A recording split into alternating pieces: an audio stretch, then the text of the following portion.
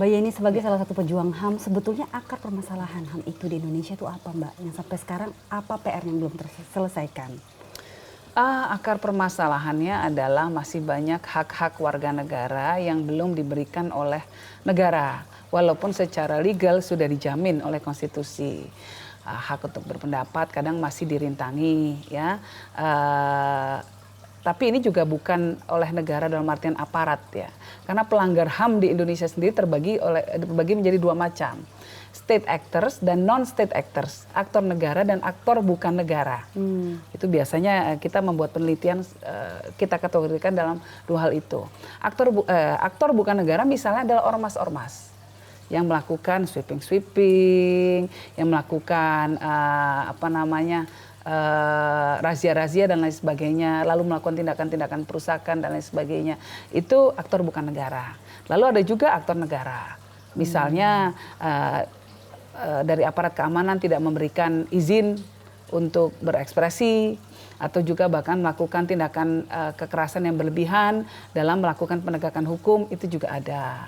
Nah, memang ini PR-nya masih panjang ya buat kita, karena kita harus mendidik semua warga bangsa kita untuk mengerti tentang hak mereka sendiri. Nah, dan menghormati hak orang lain juga. Nah, yang paling penting adalah bahwa memang penegakan hukum itu kunci. Ketika ada orang melakukan tindakan-tindakan, misalnya tindakan intoleransi, tindakan radikal dan lain sebagainya, langsung aja ditindak. Tindakan merusak fasilitas umum, fasilitas khusus dan lain sebagainya, langsung ditindak.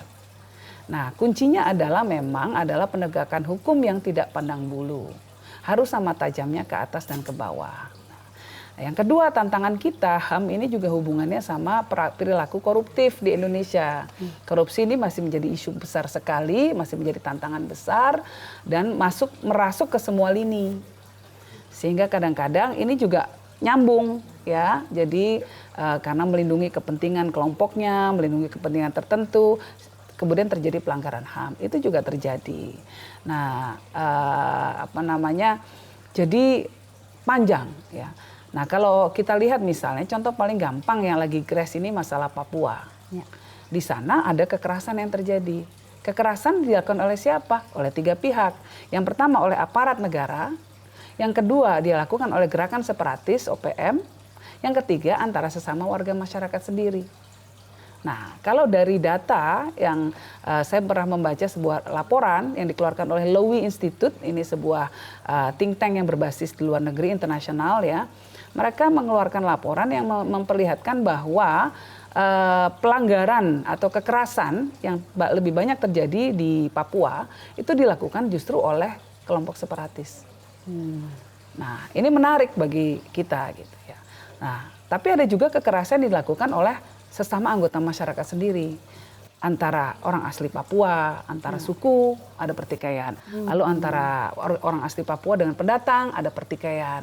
Ini juga kekerasan juga dan ada juga pelanggaran HAM di dalamnya. Nah, jadi ketika kita bicara tentang pelanggaran HAM, memang tantangannya sangat besar, mengedukasi, melakukan penegakan hukum dan memastikan bahwa landasan konstitusionalnya ada.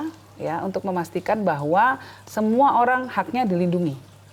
Semua orang boleh berekspresi, semua orang boleh melaksanakan misalnya pawai atau bahkan untuk misalnya mau maju dalam kompetisi publik, ya apapun latar belakang agama, suku, etnisnya boleh dilindungi oleh konstitusi. Nah, ini kalau tidak diperbolehkan artinya ada pelanggaran HAM juga. Nah, kita berbicara Jokowi sudah dilantik. Ya. Nah, PR-nya dari segi ekonomi, HAM dan infrastruktur, menurut Mbak Yeni bagaimana? PR Pak Jokowi ke depan ini berat sekali karena kondisi dunia juga lagi kacau. Ya. Kita lihat bahwa dengan adanya trade war atau perang dagang antara Cina dengan Amerika ini membawa persoalan besar ya. lalu ada perlambatan pertumbuhan ekonomi dunia. Ini World Bank juga sudah, IMF juga bikin forecastnya seperti itu ya. Nah, lalu kemudian memang ada resesi global yang sepertinya akan mulai terjadi. Bank-bank juga sudah mulai mengetatkan pinjaman, bahkan di beberapa negara sudah mulai menaikkan suku bunga. Ini semua menunjukkan bahwa akan ada pelambatan ekonomi, pertumbuhan ekonomi dunia. Pasti berdampak ke Indonesia. Jadi ini tantangan utama pemerintah. Karena ketika ada pelambatan ekonomi, maka yang terjadi adalah kita tidak akan cukup menciptakan lapangan pekerjaan. Ketika tidak cukup menciptakan lapangan pekerjaan, maka kesejahteraan menjadi persoalan besar. Memastikan juga persoalan ada kesenjangan sosial ini bisa diatasi dan tidak meletup menjadi konflik-konflik, karena orang melihat bahwa ada ketidakadilan. Yang kaya tambah kaya, yang miskin tambah melarat gitu. Nah, kebijakan pemerintah itu harus difokuskan kepada upaya untuk melakukan pemerataan kesejahteraan, memastikan bahwa orang-orang yang prasejahtera bisa lebih sejahtera lagi, ya, dan memastikan bahwa orang-orang yang sudah sejahtera tidak turun ke bawah garis kemiskinan. Nah, itu salah satunya, sambil mendorong pertumbuhan ekonomi. Tantangannya ke sana, Mbak. Lalu kemudian mengundang investasi asing masuk. Di tengah-tengah suasana penolakan ya dari masyarakat yang tidak setuju ketika ada investasi dari satu negara tertentu misalnya. Sementara negara lain nggak ada yang mau datang. Nah, ini contohnya ya. Nah, itu bagaimana, dan di tengah juga maraknya suasana yang tidak kondusif bagi para investor asing untuk masuk. Suasana yang tidak kondusif itu misalnya regulasi yang tumpang tindih, lalu juga suasana yang tidak menguntungkan. Kemarin geger-geger soal RUU KUHP itu menyurutkan jumlah turis yang masuk ke Indonesia. Karena mereka bilang turis takut digerebek di kamarnya gitu. Padahal ketika kita jelaskan, ya, saya sempat melakukan wawancara dengan beberapa media asing, saya jelaskan turis tidak akan terdampak. Karena ini baru bisa terlaporkan kalau ada yang melapor dari anggota keluarganya.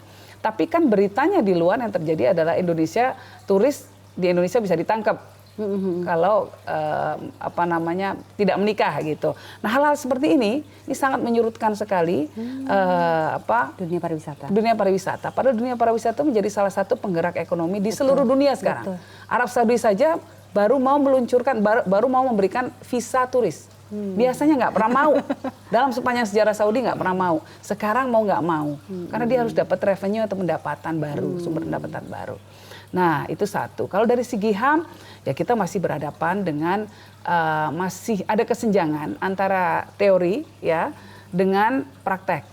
Ya, artinya bahwa kita memang telah mengadopsi beberapa konvensi, telah meratifikasi beberapa konvensi tentang HAM dan lain sebagainya, tapi dalam prakteknya masih banyak pelanggaran-pelanggaran yang dilakukan. Ini kita harus terus mengkritisi semua aktor-aktor yang terlibat dalam pelanggaran HAM. Nggak boleh kendor ibaratnya gitu ya. Harus terus kita suarakan ketika ada pelanggaran HAM. Siapapun yang melakukannya. Nah, yang ketiga infrastruktur. Stop atau lanjut nih, Mbak? Infrastruktur sudah baik. Memang pembangunan infrastruktur harus terus berlanjut, tetapi fokusnya tidak segencar dulu. Karena alokasi anggaran perlu dipakai juga untuk menumbuhkan atau meningkatkan kualitas masyarakat, ya, human resources, ya, kualitas SDM kita harus ditingkatkan, dan itu dengan cara memberikan pendidikan yang lebih terarah, ya, pendidikan yang sesuai dengan kebutuhan pekerjaan ke depannya. Pendidikan yang lebih menekankan kepada kreativitas, lebih menekankan kepada keberanian untuk mencoba, kepada kemampuan berpikir kritis dan lain sebagainya. Jadi anak jangan cuma diajari pinter ngitung, atau ngafal-ngafal, tapi dia tidak mampu berpikir kritis dan tidak mampu bertanya. Padahal dari kemampuan untuk bertanya dan kemampuan berpikir kritis akan timbul inovasi-inovasi baru. Ketika anak bertanya, kenapa sih mobil harus pakai bensin? Emang nggak bisa ya pakai air, Mama? Misalnya gitu. Ya coba deh, kamu gimana caranya bikin percobaan-percobaan. Jangan-jangan ke depan nanti kita bisa menciptakan mobil berbasis dengan menggunakan air. Ya. Kalau tidak dimulai dari pertanyaan, tidak akan kita mengarah ke arah sana. Ini coba-coba hal semacam itu ya. Jadi pendidikan ke depan pun harus diarahkan kepada kemampuan anak untuk terus bertanya, kemampuan untuk bersikap kritis, kemampuan tidak menelan mentah-mentah saja informasi yang masuk. Gitu. Baru kita bisa maju sebagai bangsa, Mbak. Iya, SDM-nya yang mesti digenjot. Sama disiplin. Disiplin gitu. Kalau kita nggak disiplin, ya kalah sama negara-negara lain. Betul. Mbak sempat diperebutkan untuk menjadi tim ses 2 Pilpres kemarin. Oke. Ya. Terus sekarang rumornya mau jadi menteri. What do you think? Ini orang itu salah ya berpikir bahwa, bukan salah. Kalau menurut saya tujuan hidup saya itu bukan menjadi pejabat. Tujuan saya itu adalah membawa dampak yang positif bagi masyarakat. Menjadi pejabat itu hanyalah alat, salah satu alat saja. Tapi salah satu alat, bukan alat satu-satunya. Kan berbeda. Nah, jadi ketika hanya menjadi salah satu alat, kita bisa berkiprah dalam banyak hal dan tetap bisa membuat dampak. Itu tujuan hidup saya. Nah, saya tidak tahu ke depan ini akan seperti apa proses perjalanan hidup. Tapi kami terbiasa memproses semua keputusan itu dengan menggunakan dimensi rasional dan dimensi spiritual. Jadi pasti akan melalui proses-proses itu ketika ada sebuah hal baru, ya pasti kalau saya orang Muslim istikharah dulu. Bagus atau tidak buat diri sendiri, keluarga, dan masyarakat. Kalau nggak bagus, buat apa kita memaksakan jadi pejabat? Nah itu Mbak, menurut saya harus, kalau saya sih berpikirnya begitu. Mentereng jadi pejabat, ya, waduh, semua orang bilang Bu Menteri, aduh, tapi buat apa kalau ternyata tidak membawa manfaat bagi orang banyak? Baik. Nah, kalau saya ke arah sana. Baik, kita trivia sedikit ya Mbak, satu kata. Okay. Gus Dur? Gus Dur orang yang istimewa. Jokowi? Jokowi juga orang istimewa. Malika Almira Raisa? Kecintaan saya, harta karun saya. Pink? Pink? Musik Blackpink. Oke, jadi tahu Blackpink sekarang mau nggak mau karena anak-anak ini dengerinnya begituan. Aduh, Blackpink kekinian banget nih Mbak Yeni. Kekinian harus. Mbak Yeni. Sukanya kalau foto sarange sekarang Serius? begitu. Iya, mau nggak mau sama anak-anak kan. Aduh, harus ikut ya, ikut arus ibunya juga harus ya. ngerti. Harus ngerti. Dan sekarang mereka yang mendidik. Ini lagu apa sih Kak? Gitu. Ini loh Ma, gini-gini. Aduh, ibunya kuno banget. Emang ngerti gitu ya. Sekarang harus tahu. Oke. Closing statement untuk teman-teman yang aktivis yang sedang berjuang di luar sana, Mbak. Dalam pengalaman saya, berdasarkan pengalaman saya selama ini, ya, mengikuti Gus Dur, lalu kemudian dalam perjalanan hidup saya sendiri yang pindah-pindah ya dari satu posisi ke posisi lainnya, pernah di luar jadi wartawan, pernah jadi aktivis, di politik juga, lalu pernah juga di pemerintahan. Itu semua memang memberikan saya perspektif yang berbeda. Dan dari situ saya berkesimpulan bahwa dalam memperjuangkan sesuatu, sedapat mungkin kita coba melihat perspektif orang lain. Sehingga bisa mencari titik temu. Nah, ketika kita bisa mencari titik temu, kita akan lebih mudah untuk membawa perubahan.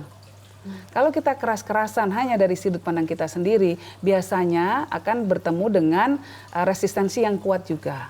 Tapi kalau kita mencoba untuk mencari titik temu di mana kita bisa mengerti perspektif mereka, biasanya akan ada perubahan. Perubahannya kecil, lebih baik ke perubahan kecil tapi incremental, tapi terus bertambah daripada perubahan besar yang dipaksakan, tapi dengan cara yang berbenturan. Itu pasti akan ada korban. Dan jangan pernah lelah untuk berjuang. Memang berjuang itu sepi, ya, sepi, tidak mendapatkan penghargaan dan kadang dikebukin kanan kiri. Tapi kalau itu sudah sesuatu menjadi keyakinan, jalani saja. Insya Allah pasti akan membawa manfaat besar bagi bangsa dan negara. Baik, sekali lagi terima kasih banyak Sama-sama. Mbak Yeni Wahid atas Sama-sama, waktunya, Mbak. dan ini sangat menginspirasi banyak orang tentunya. Dan tentunya terima kasih pemirsa sudah menyaksikan Tokoh Kita dan bincang eksklusif bersama Yeni Wahid.